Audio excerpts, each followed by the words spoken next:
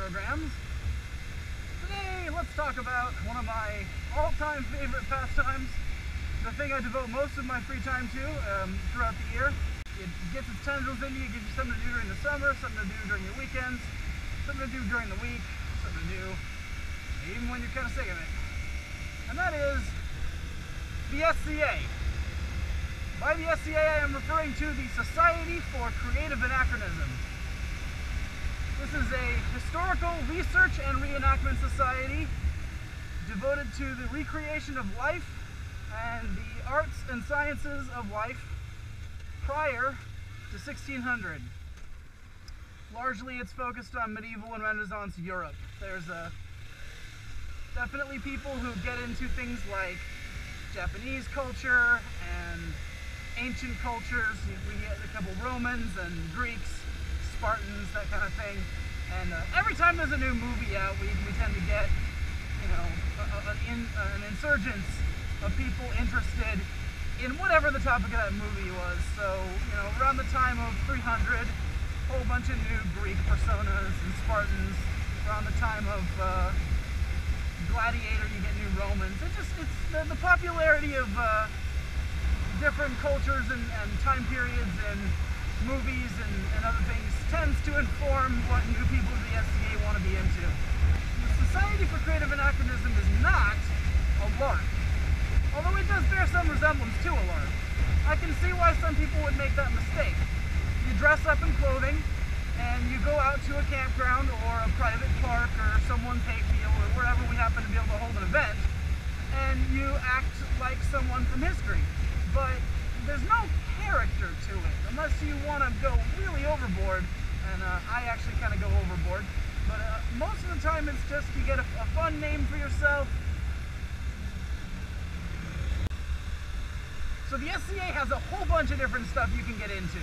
You can be into fencing, fighting, sports, tailoring, equestrian pursuits, brewing alcohol, woodworking, metalworking, armor making, weapon making. If they did it in history, we want to know how to do it, and we want to keep those skills alive. So the SCA is also not a Renaissance fair, because Renaissance fairs are really devoted to having a paying public. They want to have an audience where you are playing a character for the sake of people coming and watching your performance. And in the SCA, we don't really have a performance for others. Our performances are really for each other. And, you know, it's not really about getting other people to come watch you unless they're also involved in the activities. The easy part of the SCA is that you can come out on a weekend with a tunic and some pants and a tent, just an A-frame tent or whatever you got, drop a cooler, set up a chair, and have a wonderful time. But you can go a lot more detailed, and you can start to really get into the history of a particular time and place. And to give an example, I'll go ahead and tell you about what I'm into. I have fallen completely and utterly in love with 16th century Spain. I love it. I love the style of the 16th century. If you watch Shakespeare in Love, or Elizabeth the Golden Age, even to a lesser degree the other Boleyn Girl, although they took a few more than the usual liberties with their costume choices.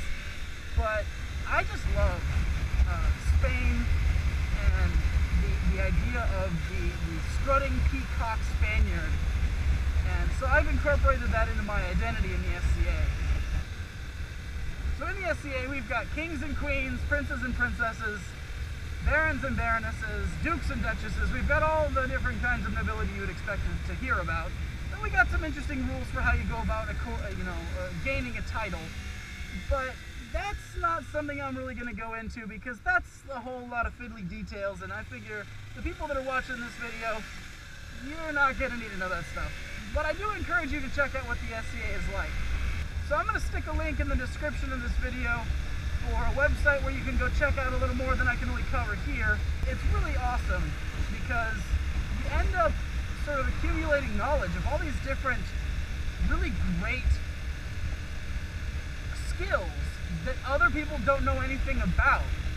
And I don't want to claim too much credit on behalf of the SCA for this, but we are kind of keeping a lot of different things alive that would otherwise be lost to the annals of history. And I'm pretty proud of that.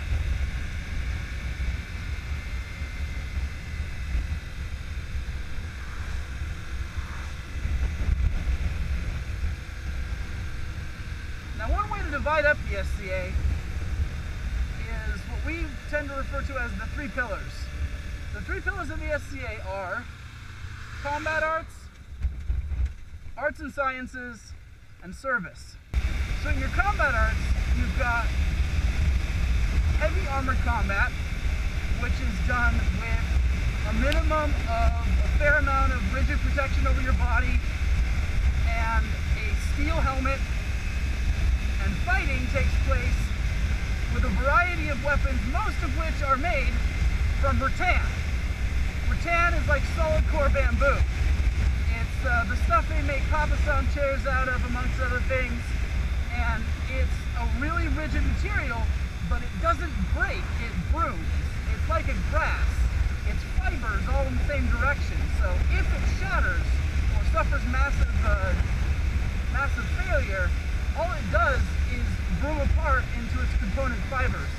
Now, this is a major improvement because back when the SCA was young and no one knew any better, they were doing their fighting with pine branches. And those things tended to break, and when they broke, they were not safe. So the other major combat form the SCA has is rapier combat. Rapier combat is done mostly in soft clothing, although it has to protect your entire torso from cuts and abrasions. It also has to protect you in case a blade happens to fail and snap at the end. You don't want to get punctured by the end of a blade, because the rapiers used in the SCA have got a button tip on them with a rubber cap and electrical tape that holds the whole thing safe and keeps it from hurting anybody.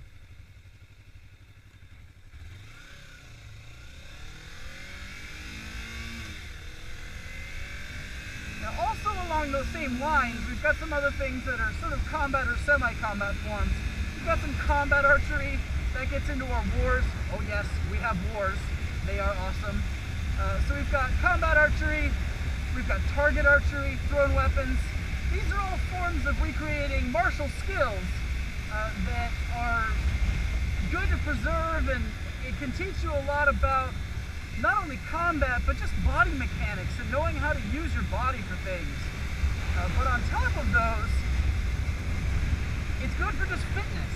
Now, the second pillar of the SCA is arts and sciences. So this is all your craft skills. This is designing and painting charters and scrolls, tailoring clothing, embroidery, working with horses or other animal husbandry. I've heard that some people in other places do falconry, which is pretty awesome.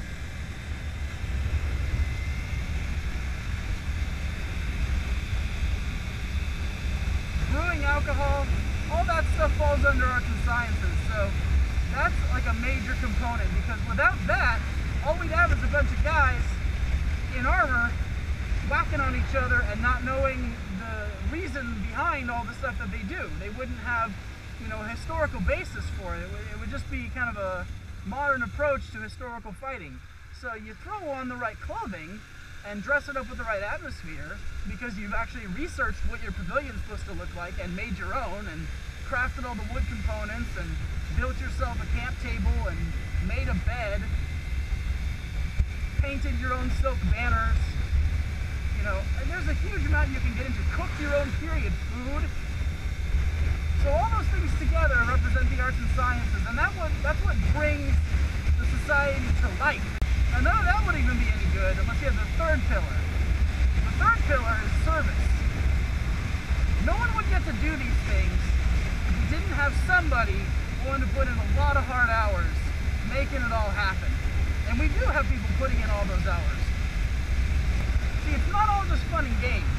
In order for these events to get carried off, you gotta have money, and you gotta have a functioning structure. So you gotta have people willing to put in the time to run local society. You gotta have people willing to put in the hours, finding new people and getting them interested. You gotta have someone to run our martial activities, someone to be in charge of our arts and sciences, someone to do all the work of making sure that families with kids have something to do when they're at events. The success of any hobby is based off of people getting together and actually making it work together, and paying each other back for the efforts they put in and making people feel like they are appreciated for their time and effort. So service is a huge component. I'm going to close the video with a little reel of some pictures that represent different aspects of the SCA, things I think really tell you what's important about coming out and doing society events. So check it out, enjoy the music, and I will talk to you next time. Thanks for watching. Bye-bye.